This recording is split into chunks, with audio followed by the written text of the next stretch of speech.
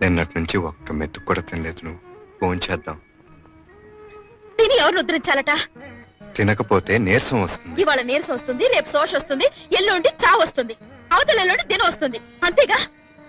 ఈ గొర్రెతో ఒక బతుకు బతికే కన్నా అదే నయం. ఏమిటో డబ్బుంటే సుఖం ఉండదు రాదా? డబ్బు లేకపోతే హోదా, పరువు, ప్రతిష్ట, మేడలు, మిద్దెలు, కార్లు ఏమీ ఉండవు. అవన్నీ ఉంటే సుఖం ఎవరి కోసం ఉండదట?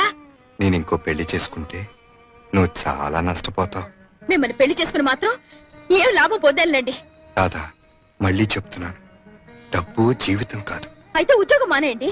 జీతం లేకుండా ఎలా బ్రతుకుతావు? డబ్బు జీవితం కాదన్నారుగా మరి. బ్రతకటానికి కావలసినంత కావాలి. ఆ బ్రతికే ఇంకాస్త సుఖంగా గడపడానికి ఎక్కువ డబ్బు కావాలి అంటున్నాను. అయితే డబ్బులోనే సుఖం ఉందంటావు. అంతేగా మరి. డబ్బుంటే సుఖపడతానంటావు. వేరే చెప్పాలా?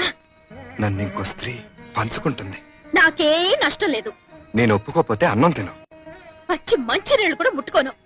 ఓకే, నువ్వు డబ్బుతోనే సుఖపడతానంటున్నావు కనుక, నేను డబ్బు సంపాదించలేను కనుక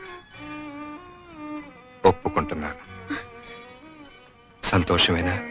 రా, కలిసి భోంచేద్దాం.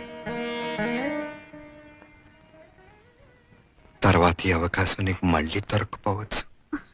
నిన్నటి నుంచి ఒక్క మెతుకు కూడా తినలేదు. నువ్వు భోంచేద్దాం.